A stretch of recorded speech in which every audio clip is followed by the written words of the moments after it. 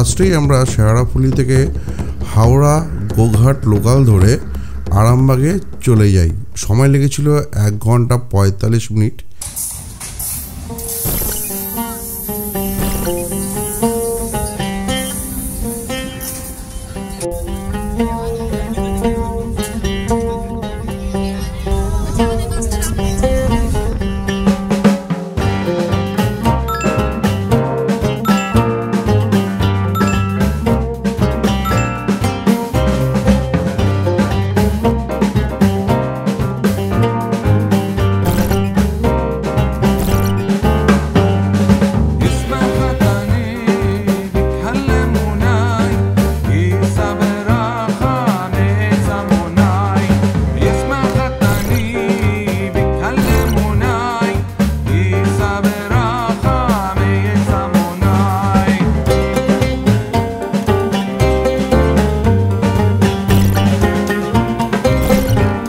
আমরা দুজনে অলরেডি আরামবাগেই সবে নামলাম।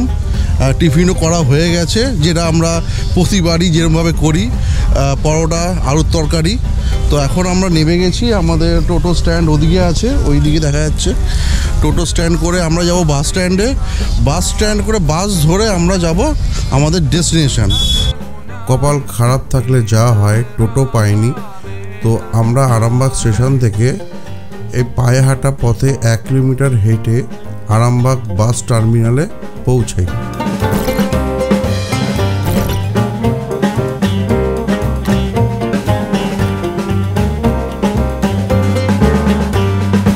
আরামবাগ বাস টার্মিনাল থেকে আমরা খানাকুলের উদ্দেশ্যে বাস ধরি এবং আমাদের সময় লাগে 1 ঘন্টার মতন। আরেকটা রাস্তাও আপনারা আসতে পারেন। আরামবাগ স্টেশনের আগে মায়াপুর স্টেশন বলে একটা স্টেশন আছে, সেখান থেকে নেমে বাস ধরলে 10 মিনিট কম লাগে, গন্তব্যস্থলে পৌঁছে দেবে।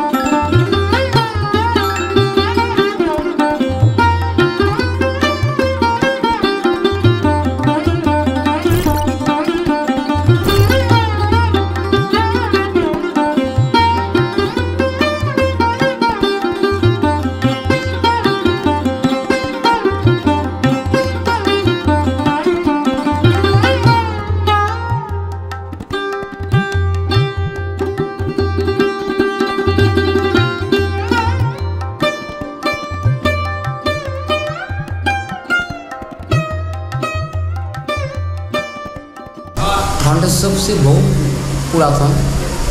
এখানে ঘন জঙ্গলে শ্মশানের মধ্যে বাবার মাথায় স্থানীয় গয়লাদের গরু দুধ দিত। গয়লারা অনুসন্ধান করে দেখলে তাদের দুধ এখানে পড়ছে। তখন তারা ওই বনের মধ্যে ওটা খুলতে বাবাকে পান।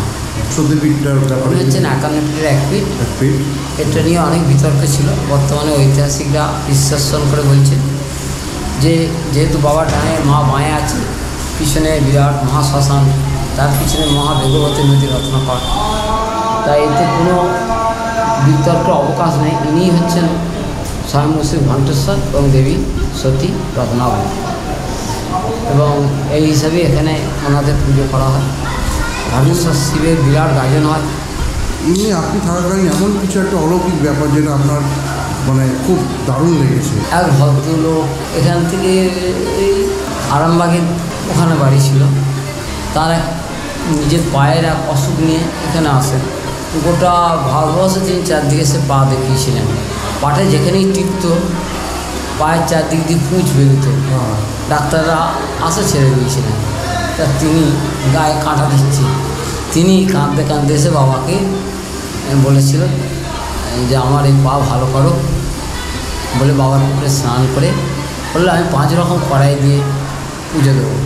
এটা আমার নিজের অভিজ্ঞতা, তার মুখে শোনা, এবং আমি সেই 5 রকম কড়াই দিয়ে তার মানসিক শোধ করি, তার পা সম্পূর্ণ সুস্থ হয়ে যায়। আর এখানে বাবার সবচেয়ে বৈশিষ্ট্য হচ্ছে একশিরা হার্নিয়া। একবারে বাবার একবারে দুর্দান্তভাবে সকাল থেকে তা 100টা এলে ভক্ত এলে তারা যদি ওই 90 জনই ওই অসুখে ভালো হয়েছে এরকমভাবে আসে।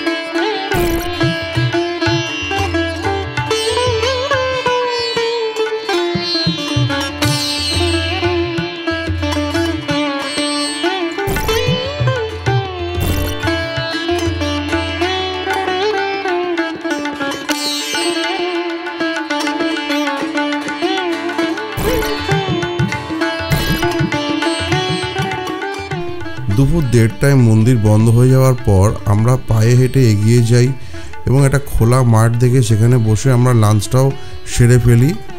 লাঞ্চ সেরে আমরা পায়ে হেঁটে সামনে একটা মোড় থেকে টোটো ধরে গোপীনাথ মন্দিরের উদ্দেশ্যে বেরিয়ে পড়ি।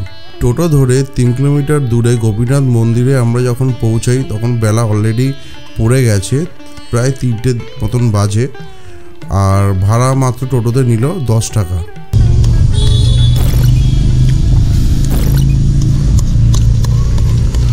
আমাদের লাঞ্চের লোকেশনটা দেখুন।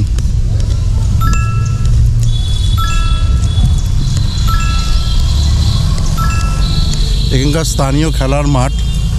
তো আমরা ওখান থেকে বেরিয়েছি, কটা হবে, 2টো হবে। খাবার ঠিক প্লেস পাচ্ছিলাম না, তো এখানে দেখলাম যে কি সুন্দর একটা মাঠের ছাওয়া পড়েছে, চলো মাঠের মধ্যে বসে খেয়ে নিই।